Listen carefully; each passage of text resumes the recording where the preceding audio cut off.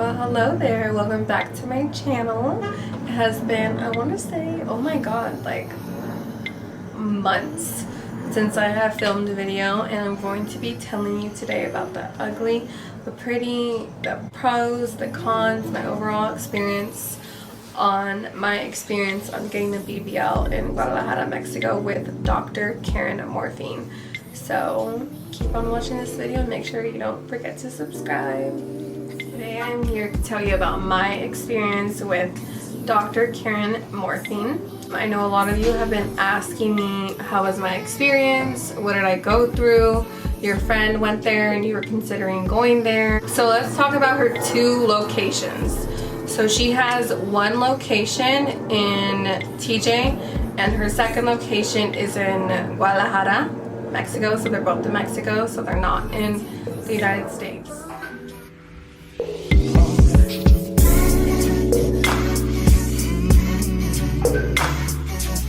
I went to the Guadalajara location just because she didn't have any appointments available until like I think it was like January or February for the Tijuana location, so I decided to go to Guadalajara because I wanted to do it sooner. So I went there, and also she referred me to a recovery home that she was affiliated with in Guadalajara.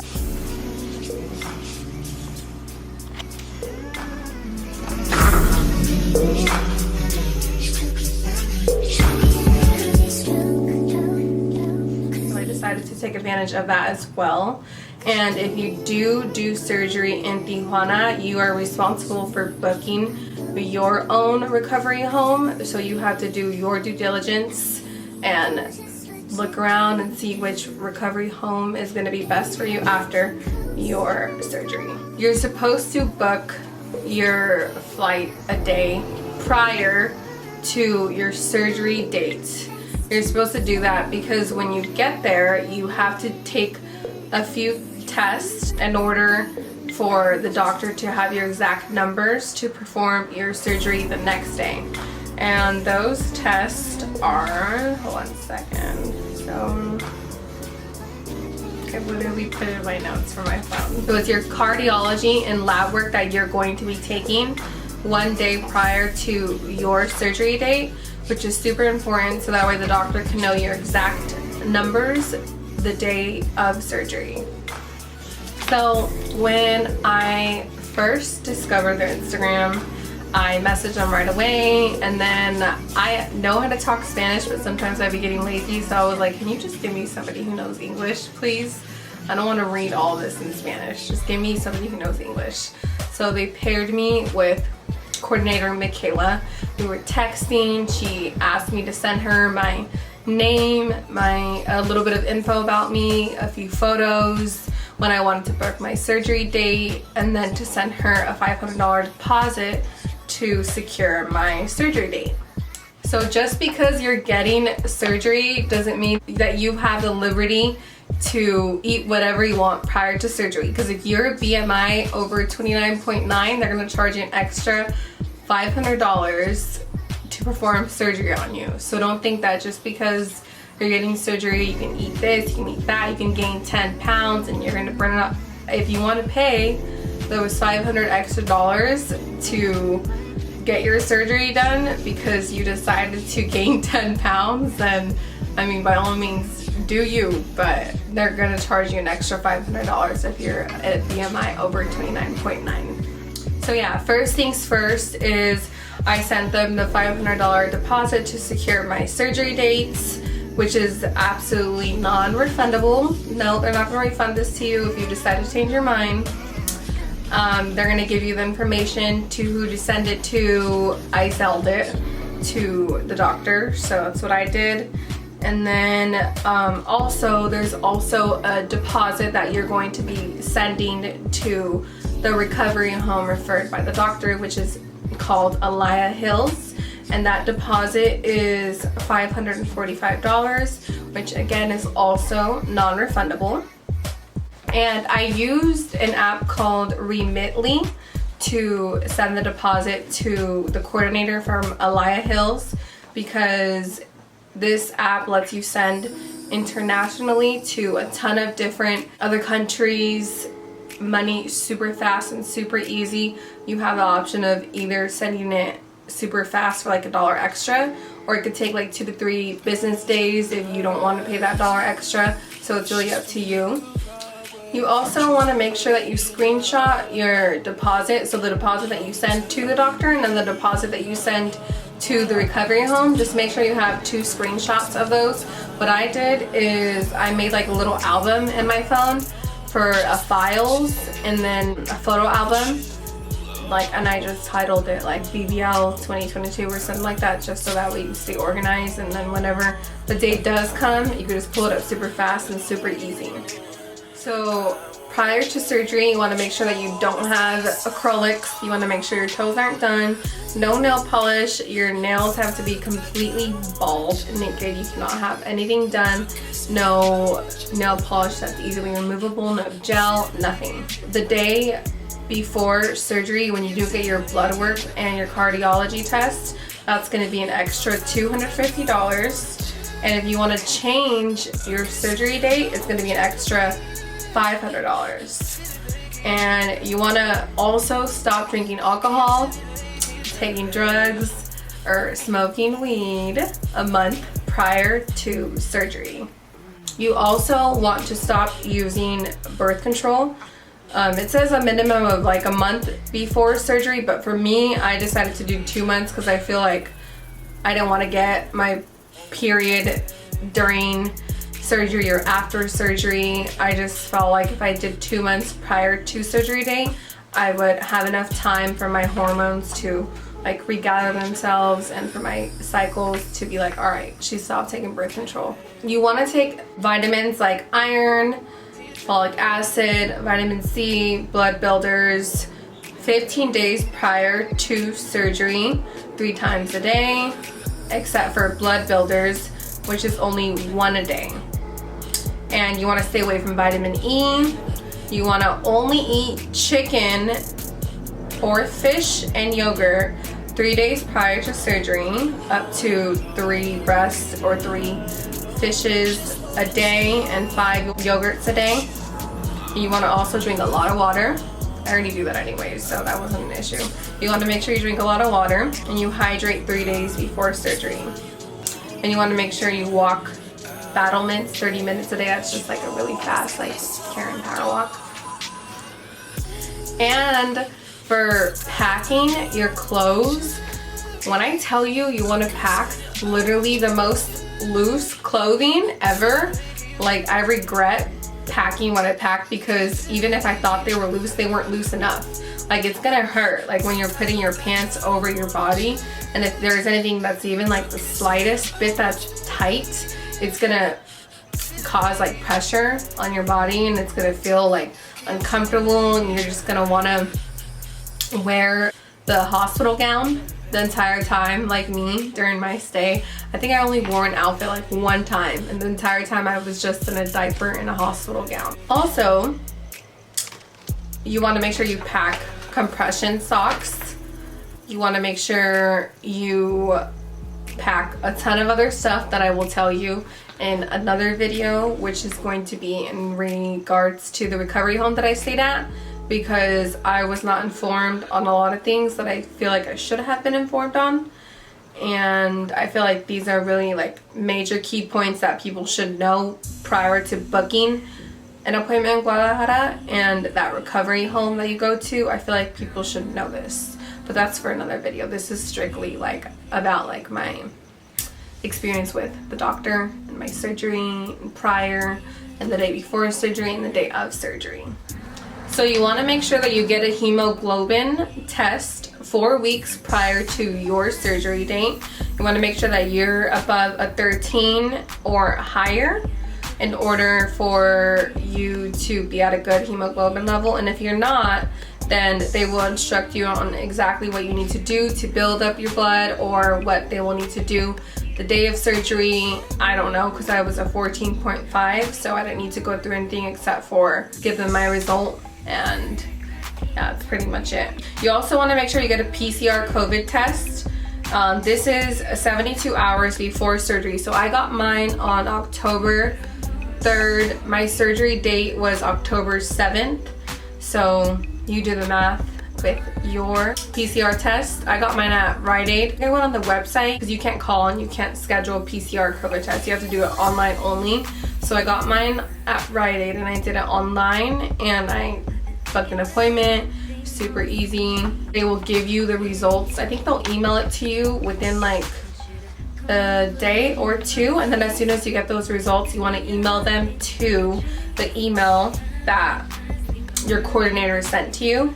I think it's info@plasticsurgery.com if I'm not mistaken, but they're gonna give you all of that information. You also want to make sure you email them your coordinator, your ID, your vaccination card, your hemoglobin results, and your negative COVID PCR results. And you also want to print your hemoglobin results, your negative COVID PCR results, your form attachment for the hospital that they send you.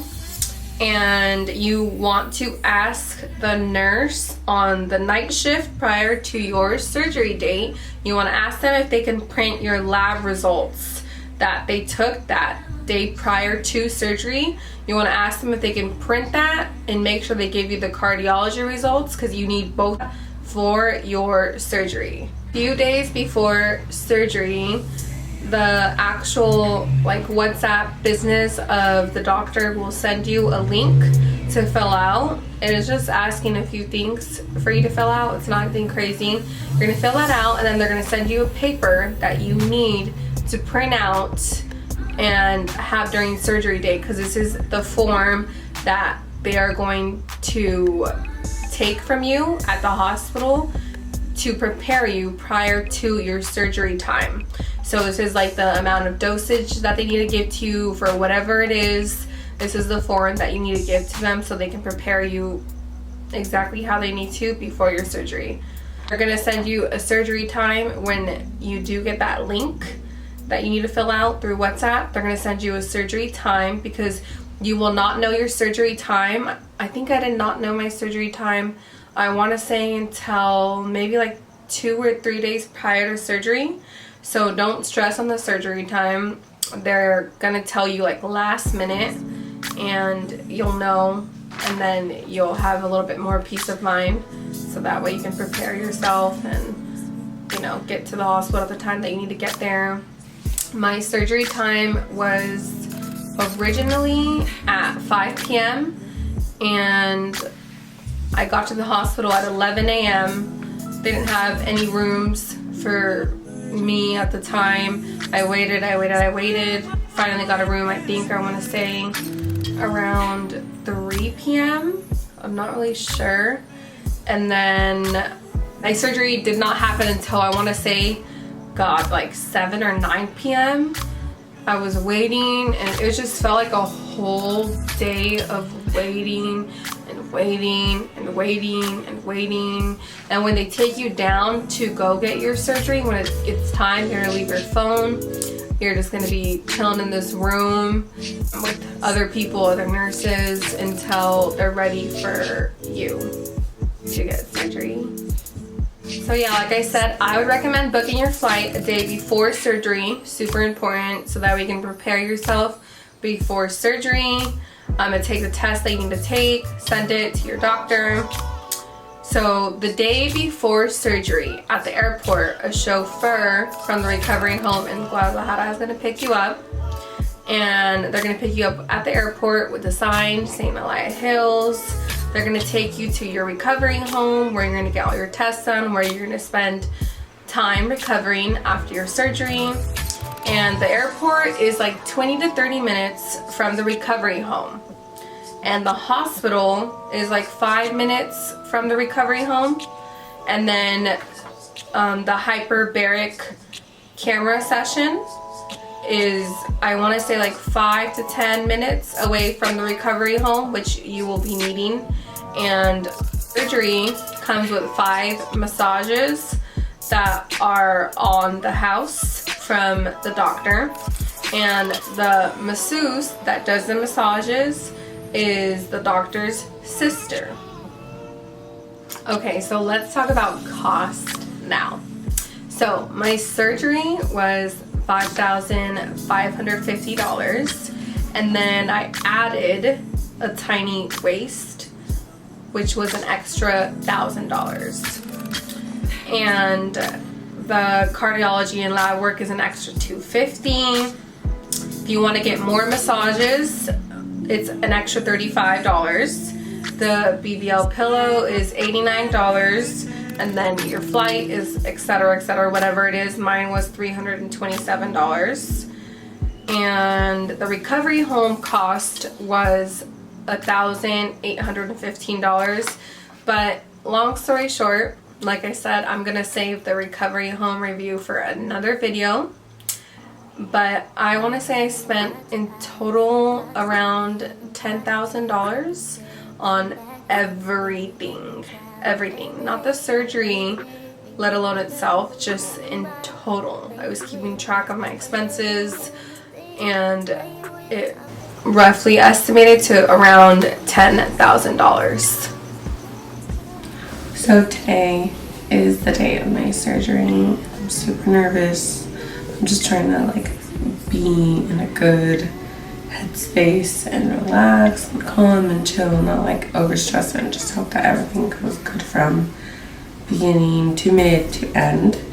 And I'm just hoping everything comes out well. The healing process is not as bad as I'm thinking it's going to be, and I'm just hoping to wake up because I've heard a lot of horror stories. I don't want any crazy scars. But yeah, I'm just trying to be in a good headspace and feel good, so that way during the process I'm in a good mental state and physical state.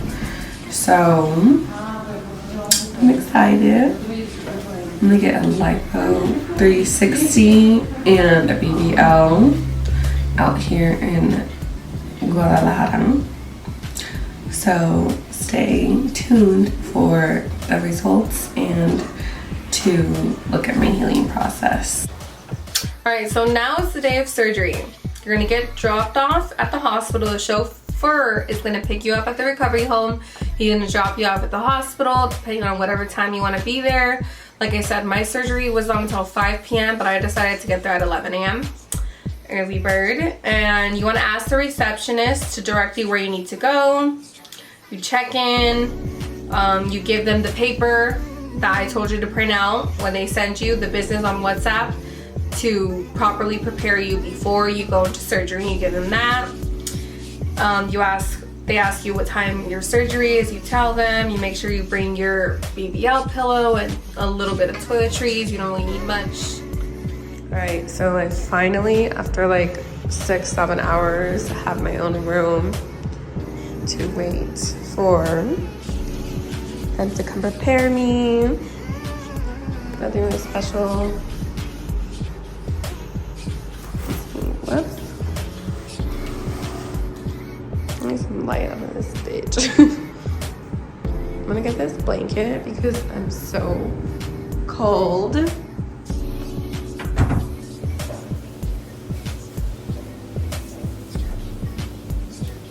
An outfit, the only one that I was wearing, because you want to wear that after, so you want to make sure this outfit is super loose and comfortable.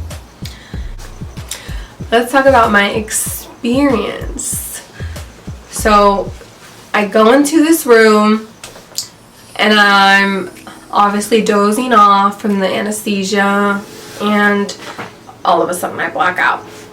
So 15 minutes prior to my surgery ending, I wake up and I'm like, oh my god, like, no, I don't want to wake up, I don't want to wake up, like, they're still not done, so they're like talking in Spanish, and they're like telling them to help them turn me over to this other bed on my back, on my stomach, sorry. So they turn me on my stomach, and all of a sudden I hear like it sounded like construction work, like being performed on my back, and I was like, what? Like, I don't want to be awake right now during this. And I kept saying, I remember, like, subconsciously, like, I kept saying, like, give me anesthesia, give me more anesthesia, give me more anesthesia. I don't want to be awake right now. I don't want to be awake right now. I don't want to see this. I don't want to hear this. I don't want to feel this. So I was on my stomach, and I kind of felt like the movement and the construction going on in my back. I wasn't in excruciating pain. It was like a little bit of pain and discomfort, but it wasn't anything crazy and like unbearable. And I was just like freaking out. I was like, what the fuck? Like, why am I up right now? Why am I awake? Oh my god, did he give me like an improper dosage amount? Like, what's going on? So finally I'm done with my surgery. They're like, you're done. They take me out, and when I was sitting in that room where I was waiting, there was another patient who came out, and she was like dozing off, and they were like trying to get her to like get an oxygen thing and trying to help her breathe, and I'm just like chilling. I'm just like literally out there like, okay. So they're like, oh, she's good to go, so she can go upstairs back to her room. She's good, she's awake, she's breathing, she's alive. All right, we're gonna take her back to her room. So I'm like, okay. So I go back to my room.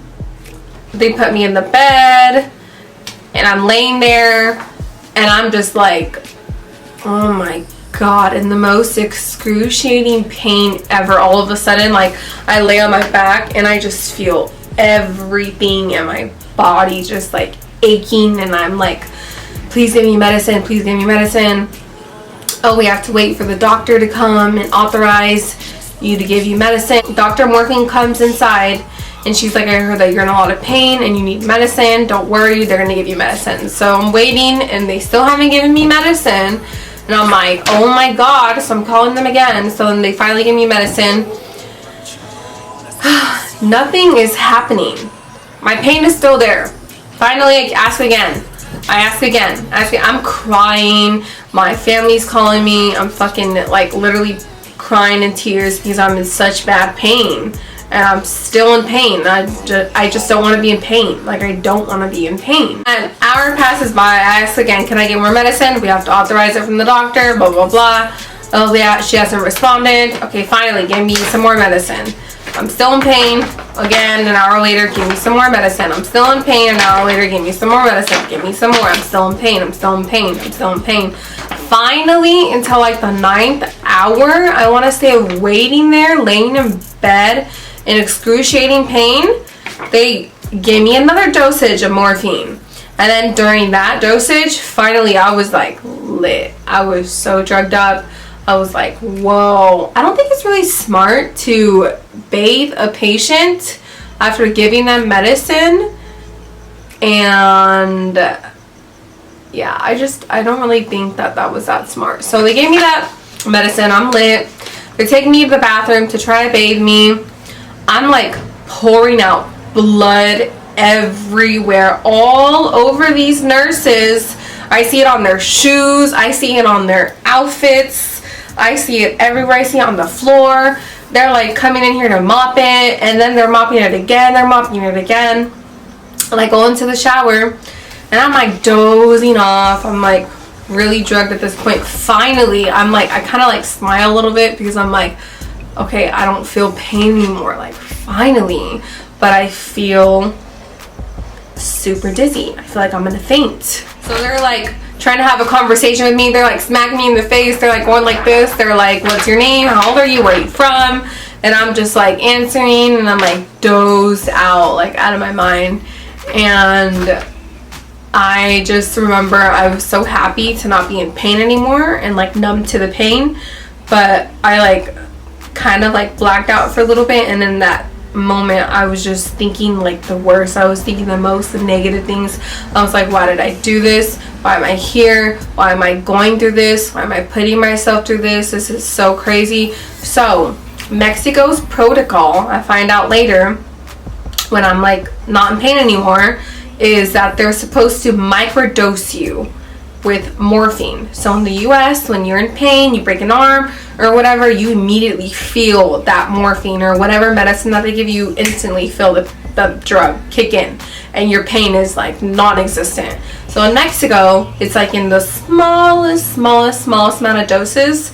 So that's why I was in pain for so long. I'm like, dude, I could have like been in less pain or numb to the pain 8 hours ago had you just given me the proper dosage of morphine.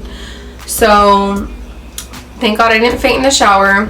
I come back out, I go to bed, they change me, they lay me down, they give me food, they give me jello, and they're like, you're getting ready to leave, you look great, you're getting ready to leave in like an hour or two. And I'm like, okay.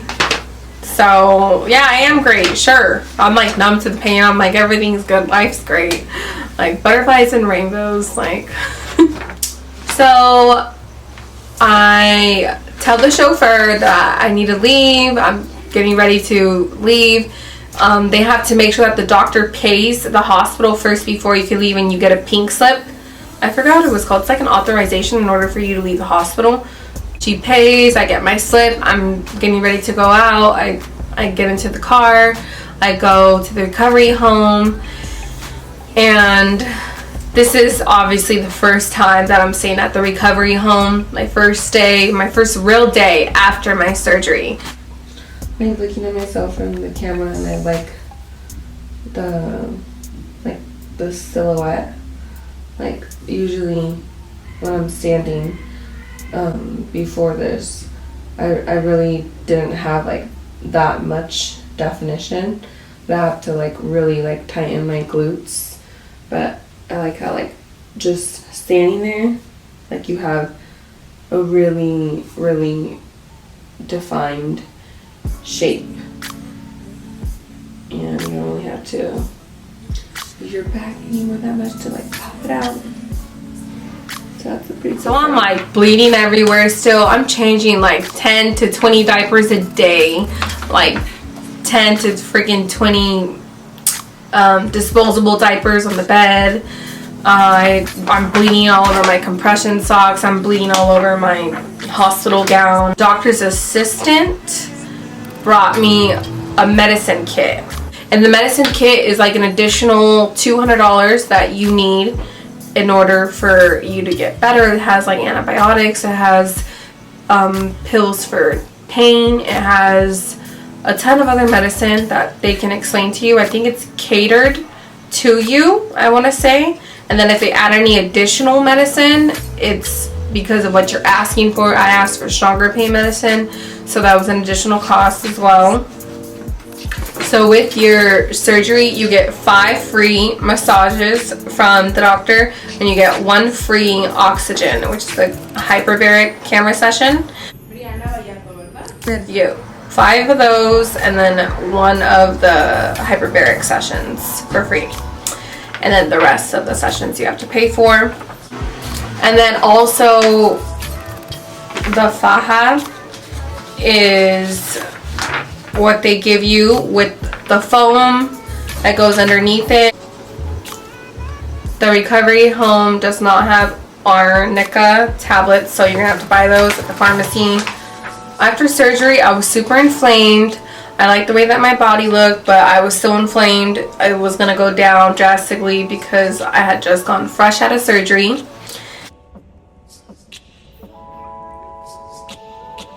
So you have to be really careful because you could get potentially lipo burns. So I've been applying literally like every like hour and a half cream that they gave me on the areas that could potentially lead to a burn. So I'm like risking my sleep to make sure that I apply this every hour and a half to 2 hours.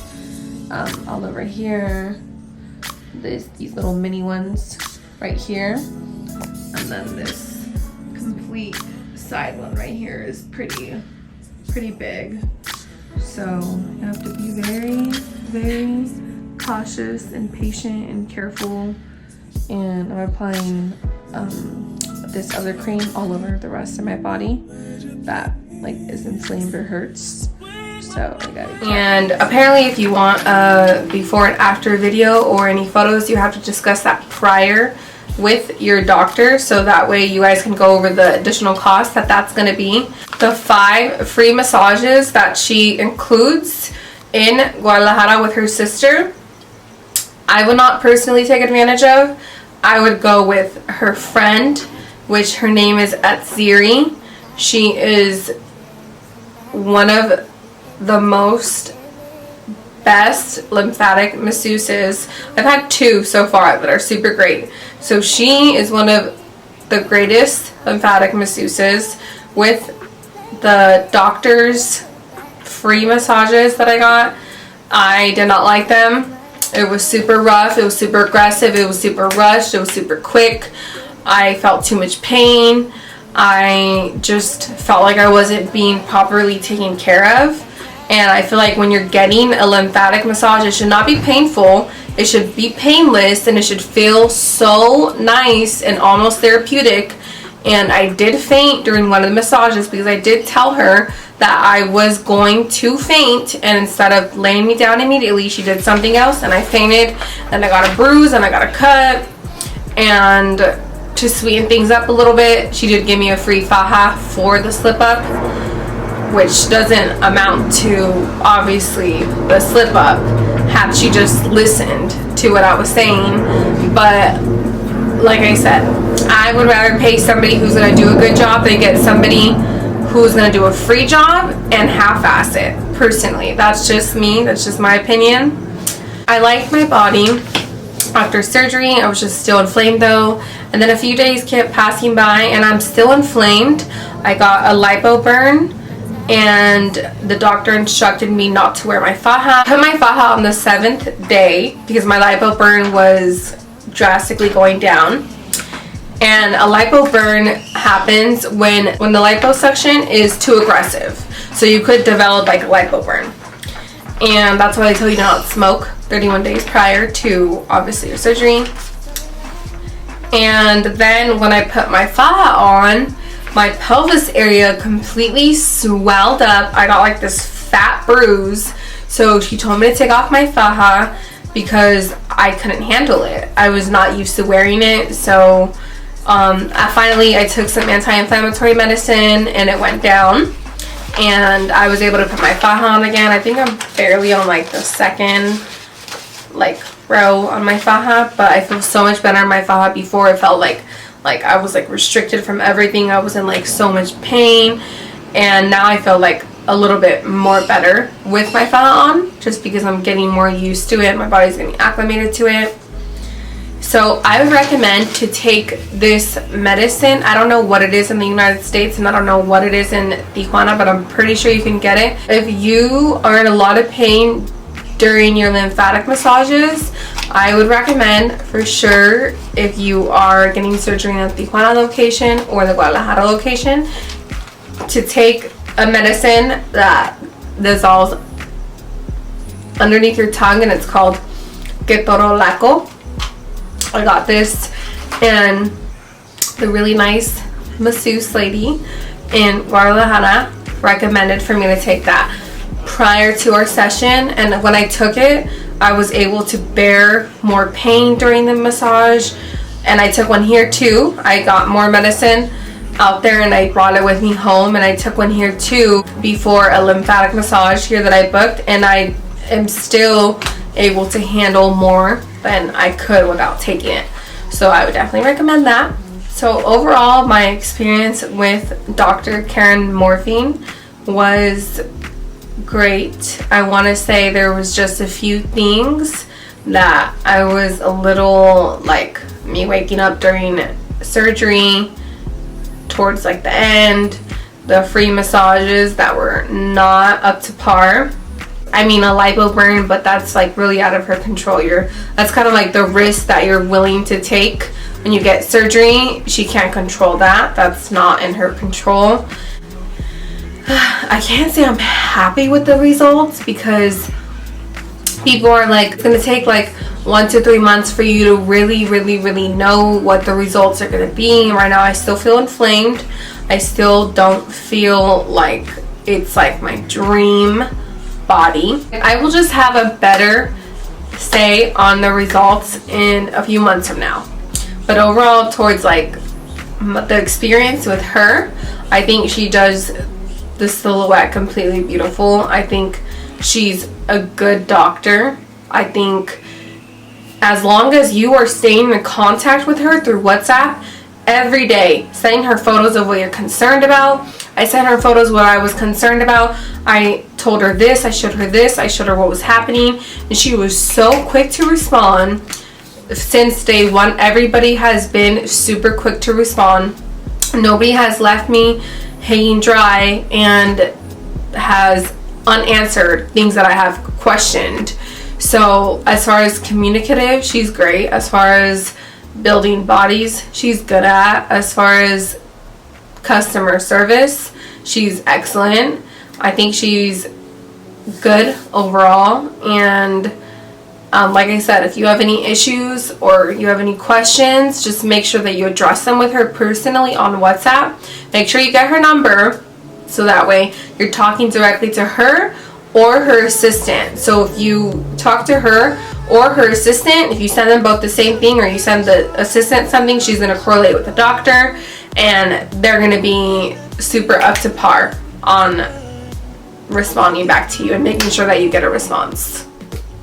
Alright, so let's see what my body looks like now, so we can compare it to a few months from now. So this is what it looks like with the faja.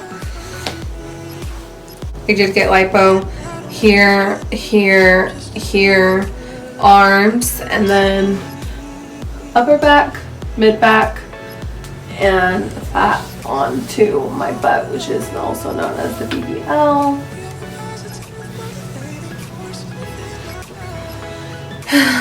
And I wanted to do like a bikini like look in this, so that way when a few months do pass by, I can kind of like compare.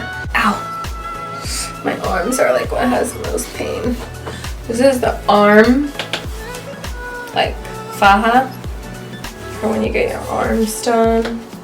Make sure that if they forget to give this to you, that you ask for this. And then